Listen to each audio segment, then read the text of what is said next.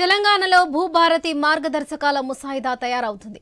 ROR 2025 చట్టం అమలుపై ఇవాళ రేపు సీసీఎల్ఏ నవీన్ మిఠల్ నేతృత్వంలో వర్క్షాప్ జరగనుంది. అయితే ఇందులో కేవలం ఎంపిక చేసిన అధికారులకు మాత్రమే ఆహ్వానం అందింది. ఈ వర్క్షాప్లో సెలెక్టెడ్ అధికారులు మాత్రమే కూర్చొని రూల్స్ రూపొందిస్తారా, ముసాయిదా రూల్స్ పైన చర్చిస్తారా, భూభారతి అమలు ఎలా ఉండాలో నిర్ణయిస్తారా అనే దానిపై క్లారిటీ లేదని విపక్షాలు ఆరోపిస్తున్నాయి.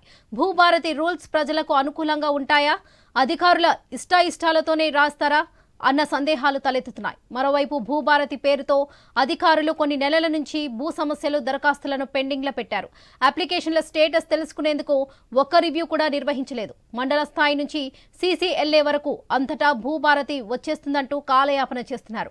ఇలాంటి పరిస్థితుల్లో ఇవాళ రేపు జరిగే వర్క్షాప్లో ఎలాంటి నిర్ణయం తీసుకుంటారన్న ఆసక్తి కనిపిస్తుంది.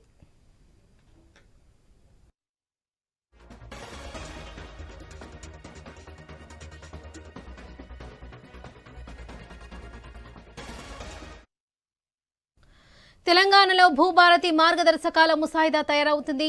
ఆర్ఓఆర్ 2025 చట్టం అమలుపై ఇవాళ రేపు సీసీఎల్ఏ నవీన్ మిఠల్ నేతృత్వంలో వర్క్షాప్ జరగనుంది. ఇదే విషయానికి సంబంధించి మరిన్ని అప్డేట్స్ మా స్పెషల్ కరెస్పాండెంట్ సునీల్ అందిస్తారు. సునీల్, చెప్పండి. భూభారతి అమలుకు ప్రభుత్వం కసరత్తు చేస్తుంది. ఇప్పటికే ఆర్ఓఆర్ కొత్త 2025 చట్టాన్ని తీసుకొచ్చింది. కానీ అమలుకు సంబంధించి ఇంకా రూల్స్ ఫ్రేమ్ చేయాల్సి ఉంది. వాటికి సంబంధించి ఈ రోజు సీసీఎల్ఏ కమిషనర్ నవీన్ మిఠల్ నేతృత్వంలో 2 రోజుల పాటు వర్క్ షాప్ నిర్వహించబోతున్నారు.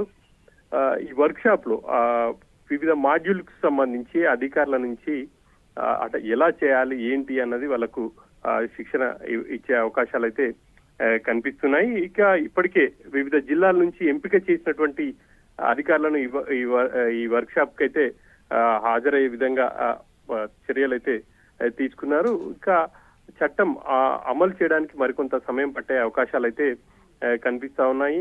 ప్రధానంగా ధరణిని తీసేసి ధరణి స్థానంలో భూమాత తీసుకొస్తామని చెప్పేసి ఎన్నికల ముందు కాంగ్రెస్ పార్టీ హామీ ఇచ్చింది. ఆ మేరకు పూర్తి స్థాయి కసరత్తు అయితే చేసింది. ఒక కేబినెట్ ఒక సబ్ కమిటీని ఏర్పాటు చేసింది. ఆ కమిటీ ఆధ్వర్యంలో ఇటు ధరణి స్థానంలో భూమాతకు శ్రీకారం అయితే చుట్టింది. ఇక అసెంబ్లీలో కూడా పూర్తి స్థాయిలో దీనికి సంబంధించి చర్చ జరిగింది. ఆ తర్వాత గవర్నర్ ఆమోదం కూడా లభించింది. కానీ ఆ అమలుకు ఇంకా కూడా నోచుకోలేదు.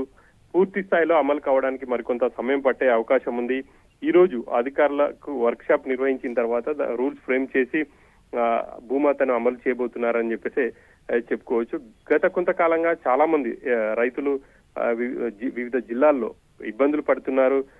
కాంగ్రెస్ పార్టీ అధికారంలోకి వస్తే తమ సమస్యలైనా పరిష్కారం అవుతాయని చెప్పేసి అని అనుకున్నారు. కానీ ఇప్పటికీ కూడా ఆ సమస్యలకు సంబంధించి ఒక క్లారిటీ రావాల్సి ఉంది. భూమాత వస్తే కనుక ఖచ్చితంగా ఆ రైతుల సమస్యలకు పరిష్కారం దొరుకుతుంది అని చెప్పేసి కూడా ప్రభుత్వం అయితే చెప్తుంది. మరి ఈ భూమాత అమలుకు సంబంధించి మరికొంత సమయం పట్టే అవకాశం ఉంది. ఈ రోజు ఈ వర్క్ షాప్ సంబంధించి కాసేపట్లో ప్రారంభం కాబోతుంది.